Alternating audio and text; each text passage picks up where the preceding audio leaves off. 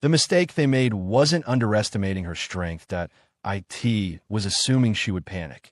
The steel deck vibrated under the weight of boots as 301 Navy SEALs stood in formation, the ocean stretching endlessly behind them under a pale morning sky.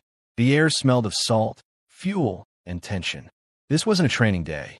Everyone there could feel it, the kind of tension that crawled under the skin and stayed quiet until something snapped. The center of it all stood Captain Emma Carter, hands relaxed at her sides, spine straight, face calm, too calm that if anyone had been paying attention closely enough, they would have noticed it immediately. Panic shows itself in the shoulders. Fear tightens the jaw. Emma showed none of it. Admiral Thomas Kincaid paced slowly in front of her, the sound of his polished shoes echoing across the deck. He was a tall man with a reputation built on command and intimidation. When he spoke, people listened. When he accused, careers ended. "You understand why you're here," he said, not phrasing it as a question. Emma met his eyes. "I was ordered here, sir." No reason was given. A ripple passed through the formation behind her. 301 SEALs, some veterans of wars that never made the news, some younger but no less dangerous, all watching silently. None of them spoke. None of them moved. Kincaid stopped inches from Emma's face. "You've been accused of misconduct, abuse of authority, excessive force." The words were chosen carefully. Heavy words, career-ending words. Emma nodded once. "I understand the accusation. You don't deny it?" Kincaid asked, a trace of satisfaction creeping into his voice. "I deny the premise," she replied evenly. That caught him off guard. "Just for a second. You think this is a debate?" he snapped. "No, sir," Emma said. "I think it's an assumption." The wind shifted. Somewhere behind her, a SEAL adjusted his stance. The movement was subtle, but it didn't go unnoticed. Kincaid turned toward the formation. "You were all present during the incident. You saw our actions." 301 faces stared straight ahead. Silence. Kincaid frowned. "No one." Still nothing. Emma remained motionless, eyes forward. She didn't look at them. She didn't need to. The incident in question had happened 2 nights earlier during a joint training operation. A chaotic scenario. Poor communication. A situation that escalated fast. Someone had gone down hard. Someone important had taken offense. And now, someone needed to take the fall. Emma had been the obvious choice. A woman in a room full of elite operators. Highly skilled, highly respected, highly visible. Wrong woman. Kincaid circled her again. "You were seen restraining a senior operative. Multiple witnesses." "Yes," Emma said, with force. "Yes, with intent to humiliate." "No," she said calmly, "with intent to stop a threat." A murmur rippled through the formation before anyone could stop it. A single sound, barely audible, but enough that Kincaid's eyes flashed. "Dismissed." He barked to the formation. In one move point, 301 SEALs stood exactly as they were. Kincaid's jaw tightened. That was an order. A senior chief stepped forward just 1 pace. His name Patch Red Hawkins. His voice was calm, but there was iron beneath it. "Respectfully, sir, we were ordered to observe." The word respectfully did a lot of work there. Kincaid glared, then turned back to Emma. "You think they'll save you?" Emma's lips curved slightly. Not a smile. Something quieter. "I don't need saving," she said. That was when they tried to pin her. .2 security officers moved in from either side, hands reaching for her arms. Standard procedure. Non aggressive. Clean. They never touched her. Emma moved with surgical precision. 1 step forward, 1 pivot. Her elbow came up sharply, stopping inches from one officer's throat. Her foot swept low, sending the other stumbling back. In less than 2 seconds, both officers found themselves disarmed, controlled, and immobilized without a single wasted motion.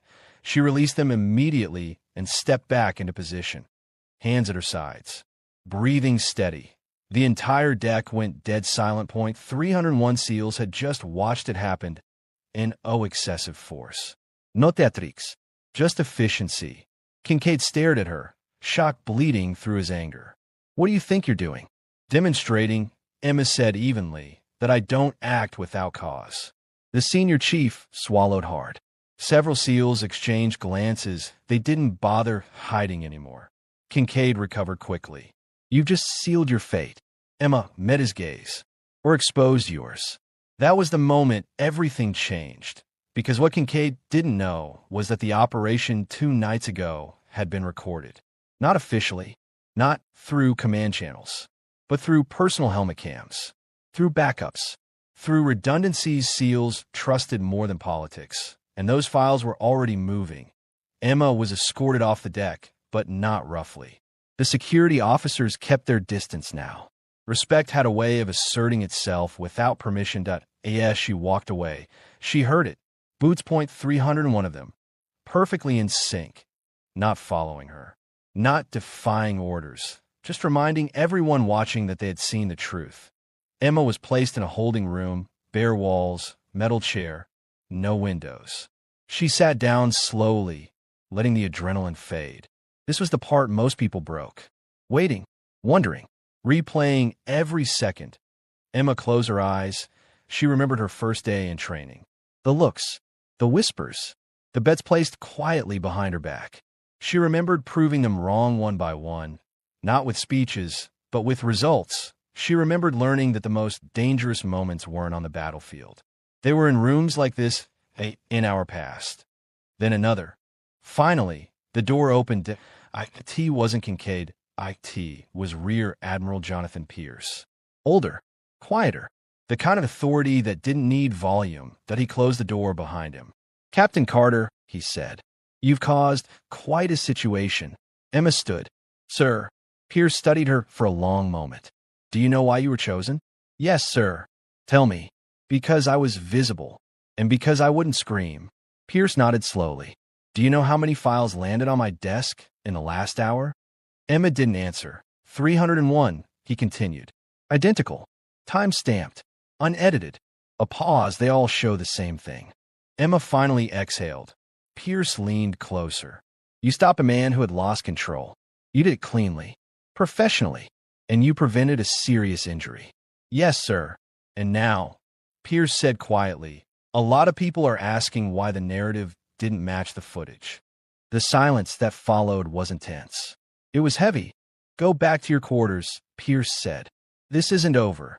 As Emma walked out, she knew he was right. It wasn't over. Because when power tries to crush the wrong person, it doesn't always win. Sometimes it exposes itself. And 301 witnesses make sure the truth doesn't disappear. That if you want to know what happens next, how the fallout reaches the highest levels, how loyalty is tested, and how a single woman turns an accusation into accountability. Make sure you're subscribed to Generals and Truth Stories. The door closed softly behind Rear Admiral Pierce, leaving Emma alone again. The room felt smaller now, not because of fear, but because of certainty.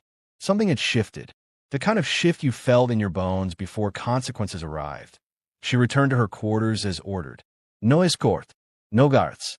That alone spoke volumes. Outside, the base hummed with restrained energy. Conversations stopped when she passed. Not out of suspicion this time, but recognition. 301 men had watched the truth unfold with their own eyes, and that truth had weight. Emma sat on the edge of her bunk and finally let her shoulders drop.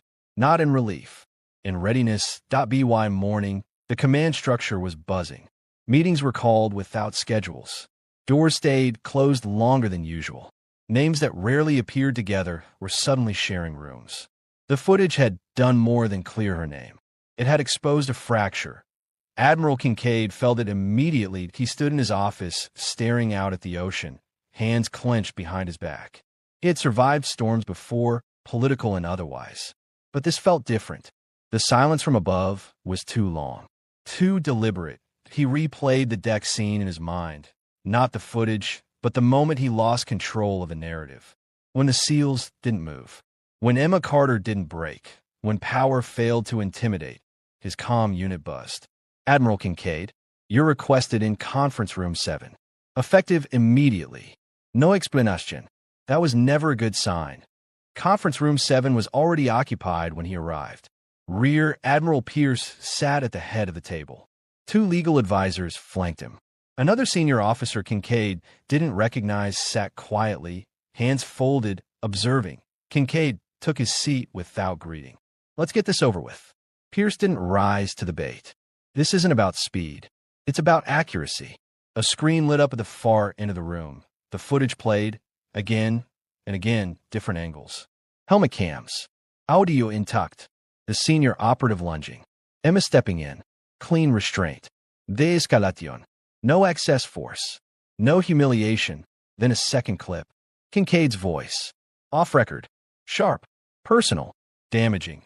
The room was quiet when it ended. You attempted to frame an officer, Pierce said calmly, based on incomplete information. Kincaid scoffed. I acted on reports. You acted on assumptions, Pierce corrected.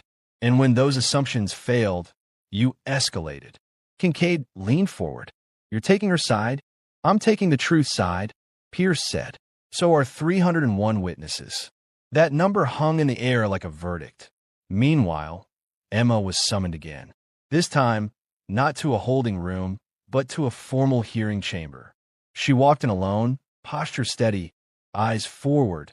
The room wasn't hostile. It was clinical. Pierce addressed her directly. Captain Carter, do you stand by your actions? Yes, sir. Would you do anything differently? She considered it. Honestly, I would communicate faster, but I would act the same. A few heads nodded. You are aware, Pierce continued, that your response on the deck was unconventional. Yes, sir. And yet, he said, you demonstrated restraint, discipline, and control under pressure. He paused. That matters. The hearing concluded quickly after that. Too quickly for rumors to form. Too decisively for spin.by sunset. The decision was made. Admiral Thomas Kincaid was relieved of his position pending administrative action. The announcement was brief. No spectacle, no drama, just a line in a secure bulletin that sent shockwaves through the ranks. Emma Carter was cleared of all accusations. Her actions during the operation were formally validated.